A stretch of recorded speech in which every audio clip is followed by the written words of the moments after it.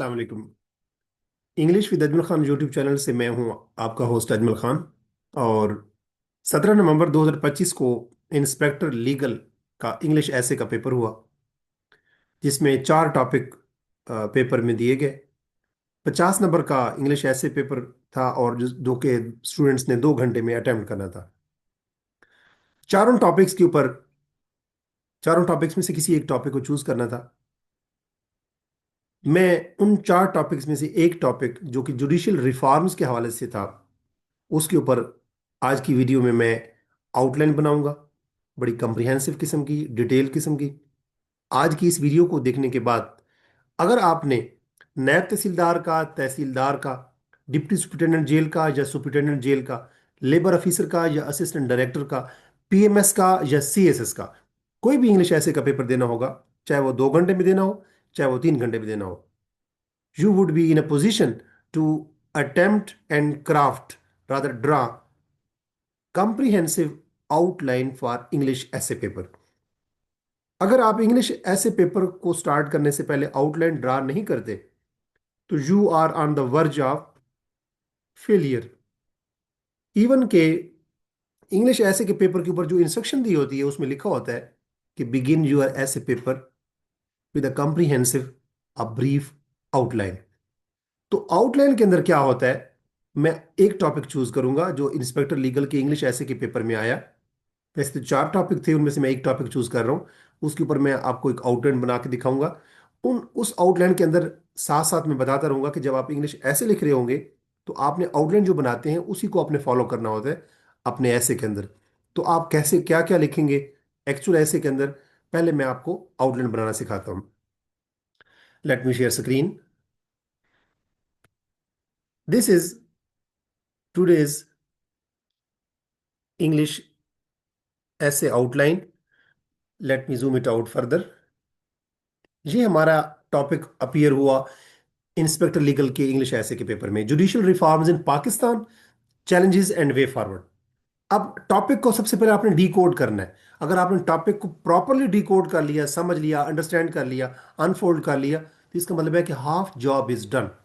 फिर आप right direction पे देखें। अगर आपको ऐसे की समझ नहीं आई, टॉपिक को प्रॉपरली आपने उसको समझा नहीं है, इंटरप्रेट नहीं किया, तो चाहे मर्जी जितनी अच्छी इंग्लिश लिख लें आप, जितने मर्जी आर्गुमेंट्स दे दें, आप राइट ट्रैक पे ही नहीं होंगे। जो उसने पूछा है वो होगा ही नहीं।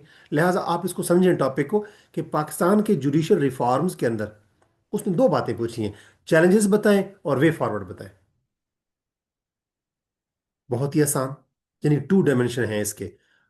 पाकिस्तान सेंट्रिक ऐसे है, पाकिस्तान के जुडिशियल सिस्टम्स की बात की गई है कि जुडिशियल जो रिफॉर्म की जरूरत है पाकिस्तान के अंदर, उसके अंदर चैलेंजेस क्या है और वे फॉरवर्ड यानी कि उसका सोल्यूशन क्या है। सबसे पहले आउटलाइन में होता है इंट्रोडक्शन। आप इंट्रोडक्शन के नीचे जो जो कुछ मैंने यहाँ लिखा है, ये सिर्फ आपको समझाने के लिए है, फूड फॉर थॉट है। आपने आउटलाइन के अंदर और कुछ चीज़ नहीं लिखनी इंट्रोडक्शन के नीचे। हाँ, आप थीसिस स्टेटमेंट लिख सकते हैं। इंट्रोडक्शन में आप क्या लिखेंगे, आप बताएंगे कि इंडिपेंडेंट, एफिशिएंट और एक्सेसिबल जुडिशरी जो है, वो डेमोक्रेसी की डेवलपमेंट के लिए बहुत ज़रूरी होती है। जनरल बात स्टार्ट करेंगे कि किसी भी डेमोक्रेटिक गवर्नेंस के लिए, जमहूरियत के लिए, किसी भी मुल्क के अंदर, किसी भी खत्ते में एफिशिएंट, इंडिपेंडेंट और एक्सेसिबल जुडिशरी बहुत ज़रूरी है, बहुत ज़रूरी है। उसके बाद आप बताएंगे कि जुडिशरी कस्टोडियन का काम करती है, रूल ऑफ लॉ का कस्टोडियन होती है, बेसिक फंडामेंटल ह्यूमन राइट्स की कस्टोडियन होती है जुडिशरी, और कॉन्स्टिट्यूशन यानी कि आइन की भी कस्टोडियन होती है। यहां तक ये बातें आप करेंगे, ठीक है। उसके बाद आप बात करेंगे थीसिस स्टेटमेंट की। थीसिस स्टेटमेंट एक ऐसी स्टेटमेंट होती है जो 2 से 2.5 लाइन में होती है, जो पूरे ऐसे का सेंट्रल थीम होती है। थीसिस स्टेटमेंट को पढ़ने के बाद आपको आइडिया हो जाता है, जो एग्जामिनर होता है, कि इस और ऐसे के अंदर ये क्या क्या डिस्कस करेगा। तो थीसिस स्टेटमेंट देखिए।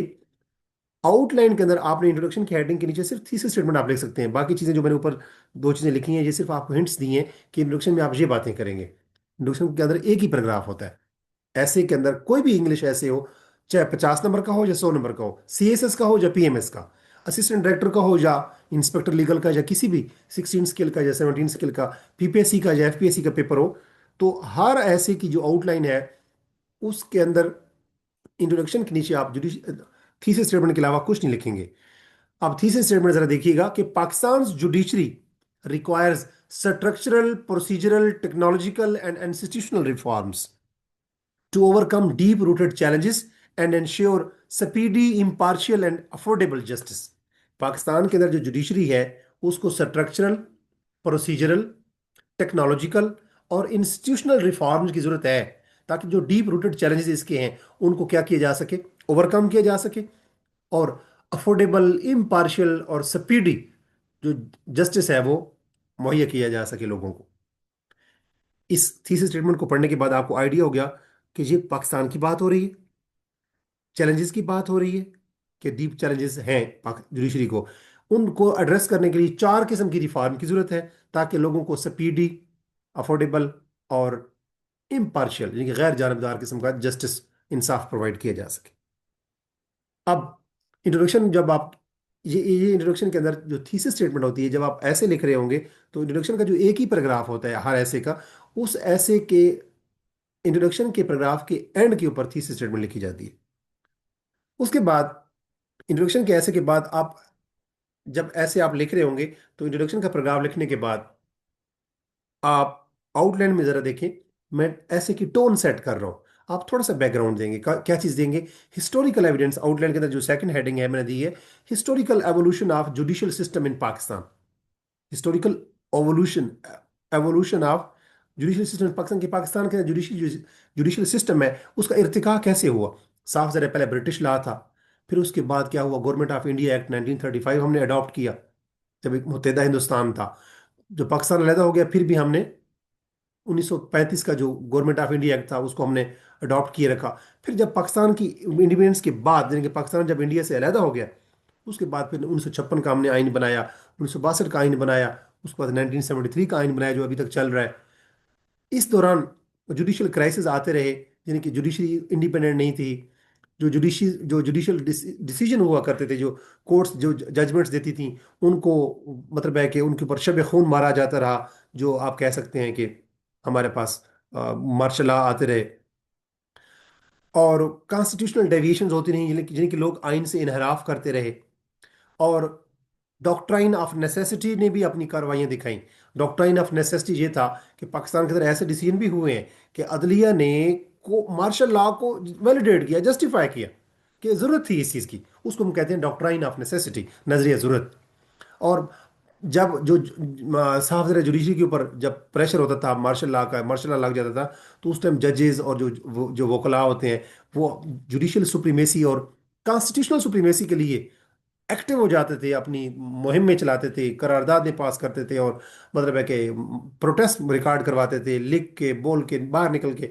उसको हम जुडिशियल एक्टिविज्म कहते हैं। और जुडिशियल रेस्ट्रेंट यानी के साथ साथ जो जो फोर्सेस पाकिस्तान के मार्शल लॉ की हिमायत करती हैं, वो सनब करती रही हैं, सप्रेस करती रही हैं, क्रश करती रही हैं जुडिशियल इंडिपेंडेंस को, उसको हम जुडिशियल रेस्ट्रेंट की फोर्सेस कह सकते हैं। ये दोनों चलती रही हैं साथ साथ। फिर आप थर्ड हेडिंग देंगे कि पाकिस्तान का जो जुडिशरी का स्ट्रक्चर है उसके बारे में बताएंगे कि जो हायर जुडिशरी है उसके अंदर साफ ज़रा सुप्रीम कोर्ट है, चारों सूबों की हाई कोर्ट्स हैं, और फेडरल शरीयत कोर्ट है। और पाकिस्तान की जो सबऑर्डिनेट जुडिशरी है उसमें डिस्ट्रिक्ट कोर्ट्स होती हैं, मजिस्ट्रेट्स होते हैं, सिविल जजेस होते हैं। और इसके अलावा पाकिस्तान में स्पेशल कोर्ट्स और ट्रिब्यूनल्स भी हैं, जैसे नेशनल अकाउंटेबिलिटी ब्यूरो है, एंटी टेररिज्म की कोर्ट्स हैं, फैमिली कोर्ट्स हैं। तो पाकिस्तान में तीन किस्म की कोर्ट्स अवेलेबल है। ये आप कह सकते हैं जुडिशरी का स्ट्रक्चर है। इसके ऊपर एक छोटा सा पैराग्राफ देंगे आप। एक पहला पैराग्राफ इंट्रोडक्शन का हो गया, सेकंड में थोड़ी सी उसकी हिस्टोरिकल एवोल्यूशन दे दिया आपने, थर्ड में आपने जुडिशरी का स्ट्रक्चर बता दिया। ये तीन पैराग्राफ हो गए। चौथे पैराग्राफ में से आप चैलेंजेस स्टार्ट कर लेंगे, क्योंकि चैलेंजेस टॉपिक के अंदर पूछे गए हैं। तो आप major challenges facing Pakistan judiciary, ये मेन आउटलाइन है आपकी। आउटलाइन के अंदर, इसके अंदर सब आउटलाइन जो होंगी वो सेंटेंसेस की शक्ल में होगी हमेशा। आउटलाइन जब भी आप लिखते हैं तो मेन आउटलाइन आपकी फ्रेज की शक्ल में होती है, सब आउटलाइन आपकी सेंटेंसेस की शक्ल में होती है।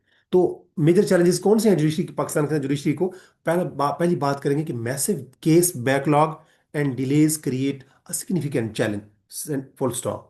एक सेंटेंस है कि बहुत सारे केस इकट्ठे होते रहते हैं, डिले होता रहता है, उससे एक बड़ा सिग्निफिकेंट चैलेंज होता है इसके लिए, जुडिशरी के लिए। उसमें आप बताएं, बात कर सकते हैं। ये जो मैंने इस सब आउटलाइन के नीचे बात लिखी है ब्रैकेट में, ओवर 2 मिलियन और ये सब कुछ, ये आपको समझाने के लिए है कि आप बता सकते हैं कि ओवर 2 मिलियन केसेस जो हैं पेंडिंग पड़े हैं तमाम, मतलब है कि हायर जुडिशरी में, लोअर जुडिशरी में और स्पेशल कोर्ट्स के अंदर। और मतलब जब भी कोर्ट की कार्रवाई स्टार्ट होती है तो फ्रीक्वेंटली बार कोर्ट मुलतवी होती रहती है, कोर्ट की कार्रवाई, तो फ्रीक्वेंट एडजर्नमेंट्स होती रहती हैं। और इनएफिशिएंट केस मैनेजमेंट है, प्रॉपरली केसेस को मैनेज नहीं किया जाता, जजेस की शॉर्टेज है, इससे क्या है, सिग्निफिकेंट चैलेंज आता है किसको, जुडिशरी को। फिर दूसरी बात, आप दूसरा चैलेंज जिक्र करेंगे कि पाकिस्तान के अंदर स्ट्रक्चरल और एडमिनिस्ट्रेटिव वीकनेसेस हैं जुडिशल सिस्टम के अंदर, इंतजामी तौर पे भी और स्ट्रक्चरल तौर पे भी। उसमें आप बात करेंगे कि इंफ्रास्ट्रक्चर की कमी है, कोर्ट रूम्स हमारे पास कम है, जजेस की शॉर्टेज है, जो जजेस के साथ सपोर्टिंग प्रोफेशनल स्टाफ होता है उनकी कमी होती है, हमारा जो इंटरनल कोर्ट्स का, चाहे हायर कोर्ट्स हो, चाहे जो सबऑर्डिनेट कोर्ट्स हों, चाहे स्पेशल कोर्ट्स हों, उनके अंदर जो इंटरनल अकाउंटेबिलिटी का मैकेनिज्म होता है, अपनी जो उनकी आप कह सकते हैं अकाउंटेबिलिटी, या उनका जो जवाबदेही का होता है सिस्टम मैकेनिज्म, वो बहुत वीक है। उससे क्या होता है, इंतजामी तौर पे और स्ट्रक्चरल तौर पे कमजोरियां सामने आती हैं, जिससे जुडिशरी को चैलेंज का सामना होता है। तीसरा चैलेंज आप जिक्र करेंगे, politicization of judiciary is another challenge. जी सेंटेंस की शक्ल में आप लिखेंगे क्योंकि सब आउटलाइन आ रही हैं। तो पाकिस्तान के अंदर जो जुडिशरी है उसके ऊपर जो पॉलिटिकल फोर्सेस हैं, पॉलिटिकल पार्टीज हैं, पॉलिटिकल अथॉरिटीज हैं, एमएनए एमपी और ये सारे जितने मिनिस्टर्स होते हैं, वो क्या करते हैं, अपना सियासी असर रसूख दिखाते हैं और पॉलिटिकल इंजीनियरिंग के लिए कोर्ट्स को यूज किया जाता है। पॉलिटिकल जो सियासी जो लड़ाइयाँ होती हैं उनके लिए कोर्ट्स को यूज़ किया जाता है। और यूं कोर्ट्स जुडिशरी है, और जो एमएनए एमपी जो लोग हैं वो क्या है, एग्जेक्टिव है। तो यूं जुडिशरी और एग्जेक्टिव की आपस में टेंशन्स होती हैं, इससे भी जुडिशरी को एक बहुत बड़ा चैलेंज आता है, पोलिटिसाइजेशन आप कह सकते हैं। चौथा आप इशू बताएंगे या चैलेंज बताएंगे कि करप्शन एंड इंटेग्रिटी के जो कंसर्न्स हैं, ये एक अनदर इशू क्रिएट करते हैं, कॉन्स्टिट्यूट क्रिएट करते हैं। उसमें आप क्या जिक्र करेंगे जब इसके ऊपर पैराग्राफ लिख रहे होंगे, कि जो कोर्ट्स होती हैं, जो जजेस होते हैं, उनके ऊपर एलिगेशन लगते रहते हैं ब्राइबरी की, उन्होंने रिश्वत ली, और मतलब है कि जो जस्टिस की प्रोविजन या डिस्पेंशन है उसके अंदर वो आड़े आए, या मतलब अमरे माने साबित हुए। और यूं कोर्ट्स की जो प्रोसीजरल जो प्रोसेसेस होते हैं, उनकी मॉनिटरिंग बहुत वीक है, जिससे क्या होता है, इंटेग्रिटी के इश्यूज आते हैं। अब ये चार मैंने यहाँ पे चैलेंजेस बताए, तो आपने चार पैराग्राफ इसके ऊपर लिखने हैं। आप तीन भी लिख सकते हैं, तीन लिखेंगे, अगर 2 घंटे हैं तो आप तीन लिख लें, तीन चैलेंजेस की पैराग्राफ सफिशिएंट है। यानी हर पैराग्राफ के अंदर एक इशू बताएंगे। तो अगर आपके पास चार आपने डिस्कस करने हैं तो एक पैराग्राफ में एक कर लें, दूसरे पैराग्राफ में एक कर लें, और तीसरे पैराग्राफ में तीसरा और चौथा इकट्ठा कर लें, बेशक नो इशू। उसके बाद अब आप वे फॉरवर्ड की तरफ आए। अब वे फॉरवर्ड, अब देखिए, अगर आपने चार चैलेंजेस बताए हैं तो वे फॉरवर्ड चार देंगे, अगर आपने तीन चैलेंजेस बताए हैं तो वे फॉरवर्ड तीन देंगे। जो चैलेंज बताएंगे उसका हल बताएंगे, साफ सादा से अल्फाज में। वे फॉरवर्ड के अंदर जो भी आप पहले चैलेंज जिक्र कर चुके हैं उसकी एड्रेसल करेंगे, आप उसको रिड्रेस करेंगे, उसको उसको ओवरकम करने की कोई स्ट्रेटजी बताएंगे, कोई वे फॉरवर्ड देंगे, कोई रेमिडियल मेजर देंगे, कोई करेक्टिव एक्शन देंगे। Hopefully you have got my point, कि अगर आपने तीन चैलेंजेस का जिक्र किया है तो तीन वे फॉरवर्ड देंगे, दो चैलेंजेस का जिक्र किए तो दो वे फॉरवर्ड देंगे, चार चैलेंजेस का जिक्र किए तो चार वे फॉरवर्ड देंगे। ठीक है। तो अब पहली बात, वे फॉरवर्ड, मैंने पांचवी जो हेडिंग दी आउटलाइन के अंदर वो है way forward colon comprehensive judicial reforms, कि कंप्रीहेंसिव जुडिशियल रिफॉर्म्स ही हल है, वे फॉरवर्ड है। अब वो किस किस्म की थी, मैंने तीसरे स्टेटमेंट में चार किस्म के जिक्र किए थे। पहली बात 5.1, ये पूरा सेंटेंस होगा क्योंकि मेन हेडिंग जो है way forward comprehensive judicial reforms, ये फ्रेज है। 5.1 पहला वे फॉरवर्ड क्या है, कि structural reforms are the need of hour, ये जरूरत वक्त है स्ट्रक्चरल रिफॉर्म्स। ये सेंटेंस है पूरा। अब इसके अंदर आप पैराग्राफ जब लिख रहे होंगे तो आप क्या लिखेंगे, आप बताएंगे कि जजेस की तादाद बढ़ा दी जाए, ज्यादा कोर्ट्स कायम कर दी जाए, स्पेशलाइज बेंचेस क्रिएट किए जाए, जैसे लाहौर हाई कोर्ट है तो अब मुख्तलिफ, जैसे मुल्तान में, बखर में, मियाँवाली में, उनके बेंचेस बनाए जाए।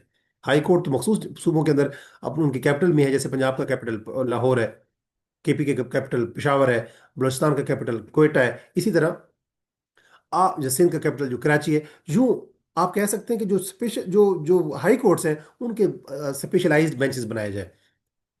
कैसे स्पेशलाइज्ड बेंच बना दिया, कि साइबर क्राइम का अलग की बेंच हो, टैक्सेशन का अलग बेंच हो, इन्वायरमेंट की कोर्ट्स होती हैं उनका अलग बेंच बनाया जाए।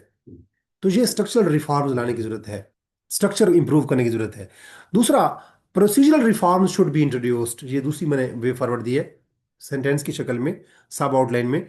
तो आप इसमें बताएंगे कि जो पाकिस्तान पीनल कोड है, पाकिस्तान का क्रिमिनल प्रोसीजर सिस्टम है, पाकिस्तान पीनल कोड 1908 का है, सीआरपीसी 1988 का है, 1898 सॉरी, और इसी तरह एविडेंस एक्ट जो है, इन सारों को evidence act I I hope so 1892 का है शायद, जो शायद 1982 का है। खैर इन तीनों को, हाँ 1892 का, इन तीनों को जो सीपीसी है, सीआरपीसी है, एविडेंस एक्ट है, इनको मॉडर्नाइज करें, क्योंकि ये ब्रिटिश लेगेसी चल रही है, ब्रिटिश दौर के ये कवानीन चल रहे हैं। तो एडजर्नमेंट्स को लिमिट करें, यानी कि ये नहीं है कि हर दूसरे दूसरी जो कार्रवाई है उसमें कोर्ट एडजर्न हुई पड़ी होती है और आगे मुलतवी कर दी जाती है उसकी जुडिशल कार्रवाई। इसके अलावा स्ट्रिक्ट टाइमलीनेस जो है वो इंश्योर करें फॉर केस डिस्पोजल, कि केस को निपटाने के लिए टाइम लाइन को फॉलो किया जाए, जुडिशरी इसको फॉलो करे, और इन्वेस्टिगेशन और जो प्रोसिक्यूशन है उनके स्टैंडर्ड्स को इम्प्रूव किया जाए, ताकि जल्दी शफाफ इम्पार्शियल जो है वो प्रोसिक्यूशन और इन्वेस्टिगेशन और ट्रायल। उसके बाद तीसरी बात कि administrative reforms must be introduced, कि एडमिनिस्ट्रेटिव रिफॉर्म्स भी आने चाहिए। अब एडमिनिस्ट्रेटिव रिफॉर्म्स का मतलब ये है कि जो जजेस परफॉर्म कर रहे हैं उनके की परफॉर्मेंस इंडिकेटर बनाया जाए, कि किस जज ने कितने टाइम में कितने केसेस निपटाए और कितने एफिशिएंटली निपटाए। इंटरनल अकाउंटेबिलिटी उनकी होनी चाहिए, जुडिशियल परफॉर्मेंस उनकी देखी जानी चाहिए, जुडिशियल परफॉर्मेंस अथॉरिटीज होनी चाहिए, ऐसे कमीशन बनाए जाने चाहिए कि वो उनकी जो जजेस हैं उनकी इंटरनल अकाउंटेबिलिटी कर सकें कि उन्होंने क्या किया, बेहतर किया या बुरा किया या क्या किया उन्होंने। इसी तरह कोर्ट की जो एडमिनिस्ट्रेशन है, कोर्ट के अंदर जितनी भी एडमिनिस्ट्रेशन बैठी होती है, जो सपोर्टिंग स्टाफ होता है, उसको स्ट्रेंथन किया जाए, इसको हम कहते हैं एडमिनिस्ट्रेटिव रिफॉर्म्स। और पांचवी बात, सॉरी चौथी बात, कि टेक्नोलॉजिकल रिफॉर्म्स इंट्रोड्यूस करवाई जानी चाहिए। टेक्नोलॉजिकल रिफॉर्म्स आर नीडेड, ये फोर्थ पॉइंट है। तो जितने भी केस फाइल्स हैं इनको डिजिटलाइज किया जाना चाहिए। जो कोर्ट के रिकॉर्ड्स हैं वो मैनुअल नहीं बल्कि उनको डिजिटलाइज किया जा सके, ताकि एक बंदा जो बखर में बैठा हो या रहीम जर खान में बैठा हो या राजनपुर में बैठा हो, तो वो अपने एरिया में बैठ के ऑनलाइन देख सके कि मेरे केस का क्या स्टेटस है, चाहे वो केस लाहौर में चल रहा हो या इस्लामाबाद में चल रहा हो, यानी फेडरल स्टेट कोर्ट में चल रहा हो या लाहौर हाई कोर्ट में चल रहा हो या कहीं पे भी। इसी तरह हियरिंग जो है वो बंदा कहीं पे भी बैठ के, पाकिस्तान से बाहर या पाकिस्तान में किसी कोने में बैठ के ई हियरिंग, इलेक्ट्रॉनिक हियरिंग होनी चाहिए, ताकि जूम के जरिए या किसी भी ऐप के जरिए हम अपने आप को पेश करके हम जजेस का सामना कर सकें और अपना मौकफ पेश कर सकें, अगर हमारे लिए वहाँ फिजिकली पहुंचना जरूरी नहीं है। और वर्चुअल कोर्ट्स होने चाहिए, यानी कि ये वर्चुअल कोर्ट मतलब ये कि ऑनलाइन कोर्ट्स होने चाहिए। और एआई की मदद से केस की कैटेगराइजेशन, उनकी स्केजुअल, उनको स्केजुअल करना और उनकी केस की मैनेजमेंट होनी चाहिए। एआई को, आर्टिफिशियल इंटेलिजेंस को यूज करें केस मैनेजमेंट के हवाले से, जस्टिस डिस्पोजिशन या जस्टिस प्रोविजन के हवाले से, केस की प्रोसेस या प्रोसिक्यूशन के हवाले से आप कह सकते हैं। यूं आपने चार किस्म के सोल्यूशन या वे फॉरवर्ड दे दिए। याद रखें, जब मेन आउटलाइन होती है वो फ्रेज की शक्ल में होती है, जो सब आउटलाइन है 5.1, 5.2, 5.3, 5.4, ये सेंटेंसेस की शक्ल में होगी। और इन सेंटेंसेस के नीचे मैंने कुछ ब्रैकेट्स में चीज़ें दी हैं, ये आपको समझाने के लिए दी है कि अगर आप एडमिनिस्ट्रेटिव रिफॉर्म्स की बात करेंगे, टेक्नोलॉजिकल रिफॉर्म्स की बात करेंगे, स्ट्रक्चरल रिफॉर्म्स की बात करेंगे, तो आप उनके अंदर क्या क्या लिखेंगे। और conclusion, last heading, six heading जो है, कंक्लूजन की हेडिंग देंगे आप, और कंक्लूजन की हेडिंग के नीचे आप कुछ भी नहीं लिखेंगे आउटलाइन में। हाँ अलबत्ता मैंने जहाँ कुछ लिखा हुआ है उसमें मैंने बताया कि जब आप कंक्लूजन का पैराग्राफ लिखेंगे, हर ऐसे के अंदर इंट्रोडक्शन का एक ही पैराग्राफ होता है, कंक्लूजन का सिर्फ एक ही पैराग्राफ होता है। अब कंक्लूजन के पैराग्राफ के अंदर और जो इंट्रोडक्शन का पैराग्राफ है उसमें फर्क क्या है, कि इंट्रोडक्शन का स्टार्ट आपने किया था जनरल बात से, जनरल बात से स्टार्ट किया था, उसको नैरो डाउन करते करते आए, और जो इंट्रोडक्शन की जो है एंडिंग लाइन थी उस पर आपने थीसिस स्टेटमेंट डाल दी, नैरो डाउन करके स्पेसिफिक कर दिया बात को। कंक्लूजन क्या होता है, स्पेसिफिक से चलते हैं और उसको ब्रॉडन करते जाते हैं। अब री एम्फेसाइज करें, कंक्लूजन की हेडिंग देंगे आउटलाइन के अंदर और छोड़ देंगे, उसके नीचे कुछ नहीं लिखेंगे। लेकिन आपको समझाने के लिए कि जब आप ऐसे लिख रहे होंगे तो कंक्लूजन का जो आखिरी पैराग्राफ होगा, कंक्लूजन हमेशा ऐसे का आखिरी पैराग्राफ होता है, उसमें आप दोबारा एम्फेसाइज करेंगे कि जुडिशरी का रोल क्या है, एज ए कस्टोडियन है, जस्टिस की कस्टोडियन, यानी कि कॉन्स्टिट्यूशन की, रूल ऑफ लॉ की, डेमोक्रेसी की क्या है, कस्टोडियन है, फंडामेंटल ह्यूमन राइट्स की कस्टोडियन है।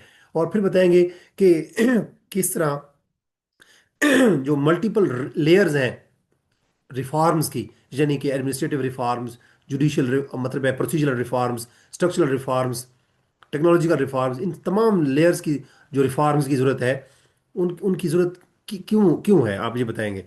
और फिर थीसिस स्टेटमेंट को रीस्टेट करेंगे, मुख्तलिफ अंदाज में लिखेंगे लेकिन बात वही थीसिस स्टेटमेंट वाली होगी। आप बताएंगे कि जुडिशियल जो रिफॉर्म्स हैं वो सिर्फ ऑप्शनल नहीं है, वो ज़रूरी हैं, एसेंशियल है, किसके लिए, डेमोक्रेटिक कंसोलिडेशन के लिए, ताकि अदालती तौर पे जमहूरियत के हिसाब से केसेस को कंसोलिडेट किया जा सके, इकट्ठा किया जा सके, गुड गवर्नेंस को इंश्योर करने के लिए, और सस्टेनेबल पाकिस्तान के अंदर जो पीस है उसको इंश्योर करने के लिए judicial reforms are must, they are necessary, they are essential. और होप ओरिएंटेड एंडिंग करेंगे, यहाँ पे मैंने एंड पे एक चीज लिखी है। आपने आउटलाइन के अंदर कंक्लूजन के नीचे कुछ भी नहीं लिखना, लेकिन आपको समझा रहा हूँ कि जब आप ऐसे कंक्लूड करेंगे तो वहां आप लिखेंगे कि if Pakistan is to progress, या if democracy is to grow in Pakistan, then judicial reforms are the need of hour. Judicial reform जो है वो जरूरी हैं। या आप यूं कुछ ऐसा सेंटेंस लिख सकते हैं कि वो वक्त दूर नहीं है कि जब पाकिस्तान के अंदर जुडिशियल रिफॉर्म्स को इंश्योर करते हुए डेमोक्रेसी को प्रमोट किया जाएगा। यानी कि ऐसी बात करेंगे जिससे नजर आए कि ये होपफुल एंडिंग है, कि अगर if judicial reforms are ensured in true sense in Pakistan, it is it is we can hope that Pakistan in democracy in Pakistan would grow with the efflux of time. Yani, if judicial reforms are implemented in true sense in Pakistan, we are pretty hopeful. Yeah, yeah, it is expected. Yeah, it is hoped that democracy in Pakistan would grow with the efflux of time. कि वो वक्त के साथ साथ क्या होगी, properly grow हो करेगी। तो ये जो अपनी एंडिंग जो आपके ऐसे की होगी वो क्या होगी, होपफुल होगी, होप ओरिएंटेड होगी। तो आप दोबारा देख लें इसको, हम मैं दोबारा एक मिनट दिखा देता हूँ आपको। टॉपिक आपका था जुडिशियल रिफॉर्म्स इन पाकिस्तान, उसके चैलेंजेस क्या हैं और वे फॉरवर्ड क्या है। आपने इंट्रोडक्शन की हेडिंग दी, उसमें थीसिस स्टेटमेंट सिर्फ लिखी। फिर आपने दूसरे केस में दूसरी जो आउटलाइन है उसमें बताया आपने हिस्टोरिकल एवोल्यूशन के पहले जुडिशियल लेगेसी थी, जिनके जुडिशियल जो ब्रिटिश लॉ चल रहा था। फिर इंडिपेंडेंस के बाद क्या हुआ, 1935 का कानून हम चलाते रहे, इंडिया का इंडियन एक्ट ऑफ 1935। उसके बाद 1956 का आइन आया कॉन्स्टिट्यूशन, फिर 1962 का आया, फिर 1973 का आया, फिर जुडिशियल क्राइसिस भी आता रहा। उसके बाद जुडिशियल एक्टिविज्म और जुडिशियल रेस्ट्रेंट दोनों की फोर्सेस आपस में भिड़ती रहीं, लड़ती रहीं। और यूं आगे आप बात करेंगे कि पाकिस्तान के अंदर तीन किस्म की कोर्ट्स हैं, हायर कोर्ट्स, सुप्रीम कोर्ट्स, और जितनी भी मतलब हाई कोर्ट्स हैं। और दूसरी है सेकेंडरी कोर्ट्स, या जिसको हम कह सकते हैं कि लोअर जुडिशरी, सबऑर्डिनेट जुडिशरी, उसके अंदर डिस्ट्रिक्ट कोर्ट्स और ये जो डिस्ट्रिक्ट सेशन जज वगैरह। और स्पेशल कोर्ट्स के अंदर नैब है, एंटी टेररिज्म कोर्ट्स हैं, इवन की मिलिट्री कोर्ट्स हैं, इवन की फैमिली कोर्ट्स हैं। उसके बाद आप चैलेंजेस की बात करेंगे, चार चैलेंजेस जहां पे जिक्र करेंगे, मैंने जहां जिक्र किए हैं। फिर उसके बाद चार चैलेंजेस का मतलब है कि चार पैराग्राफ, आप तीन पैराग्राफ भी लिख सकते हैं। एक पैराग्राफ के अंदर एक ही चैलेंज है, एक ही स्टांस है, एक ही आर्गुमेंट डिस्कस किया जाता है। और यूं अगर चार चैलेंजेस देंगे तो चार किस्म के आप वे फॉरवर्ड देंगे। और यूं कंक्लूजन के अंदर आप क्या करेंगे, कंक्लूजन की जब हेडिंग देंगे आउटलाइन के अंदर तो उसके नीचे कुछ भी नहीं लिखेंगे, लेकिन जब ऐसे के अंदर आखिरी पैराग्राफ कंक्लूजन का लिख रहे होंगे तो आप अपनी सारी चीज़ों को समराइज करेंगे पूरे ऐसे को, दो एक से दो लाइनें में। फिर थीसिस स्टेटमेंट को मुख्तलिफ शक्ल में, मुख्तलिफ अल्फाज में रीस्टेट करेंगे, मुद्दा वही होगा, अल्फाज मुख्तलिफ होंगे, और होप पे एंड करेंगे अपने टॉपिक को, अपने ऐसे को। तो मैं उम्मीद करता हूँ कि आपको इस वीडियो देखने के बाद जुडिशियल रिफॉर्म्स इन पाकिस्तान के ऊपर 50 नंबर का या 100 नंबर का इंग्लिश ऐसे अगर आए, डिप्टी सुप्रिटेंडेंट जेल के लिए, सुप्रिटेंडेंट जेल के लिए, एसडीओ पीरा के लिए, पीएमएस के लिए, सीएसएस के लिए, असिस्टेंट डायरेक्टर के लिए, तहसीलदार के लिए, नायब तहसीलदार के लिए, लेबर ऑफिसर के लिए, पीपीएससी का या एफपीएससी का कोई भी पेपर हो इंग्लिश ऐसे का, 50 नंबर का या 100 नंबर का, अगर जुडिशियल रिफॉर्म्स के ऊपर ऐसे आता है और उसके चैलेंजेस और वे फॉरवर्ड के ऊपर ऐसे आता है, तो you would be in a better position to attempt और write down a wonderful essay outline. और जब आप ऐसे आउटलाइन और वंडरफुली लिख लेते हैं तो इसी को आपने फॉलो करना होता है। मैं उम्मीद करता हूँ कि ये वीडियो आपके लिए यूज़फुल होगी। अगर ये वीडियो आपको पसंद आई है तो अपने फीडबैक से मुझे ज़रूर आगाह कीजिएगा। इस वीडियो के नीचे कमेंट सेक्शन में अपनी राय से मुझे बताइएगा, राय से भी मुझे इन्फॉर्म कीजिएगा। अगर आपको ये आउटलाइन पीडीएफ की शक्ल में चाहिए तो मैं इस वीडियो के नीचे एंड पे मैं बता रहा हूँ कि इस वीडियो के नीचे मैं एक लिंक दे दूंगा, जिसके ऊपर क्लिक करने से आपको ड्राइव से ये पूरा ये जो पीडीएफ डॉक्यूमेंट है, ये पूरी आउटलाइन जो है, आप इसको डाउनलोड भी कर सकते हैं। मेरी आने वाली वीडियो में मैं इंस्पेक्टर लीगल के ऐसे का जो पेपर था उसमें जो एक और टॉपिक जो आया था इंग्लिश ऐसे का, उसके ऊपर मैं नेक्स्ट वीडियो में मैं आउटलाइन बनाऊंगा, उसका मैं लिंक भी प्रोवाइड करूंगा। अगर आप इंग्लिश ऐसे को सीखना चाहते हैं, इंग्लिश राइटिंग को इम्प्रूव करना चाहते हैं, तो मेरे channel English with Ajmal Khan से जुड़े रहिए। और इंग्लिश विद अजमल खान जो यूट्यूब चैनल है उसके ऊपर प्रेसी राइटिंग, ऐसे राइटिंग, इंग्लिश ऐसे राइटिंग एंड इंग्लिश स्पीकिंग के ऊपर मैं वर्क कर रहा हूँ फॉर योर सर्विस। अपना बहुत सारा ख्याल रखिएगा। अल्लाह हाफिज़।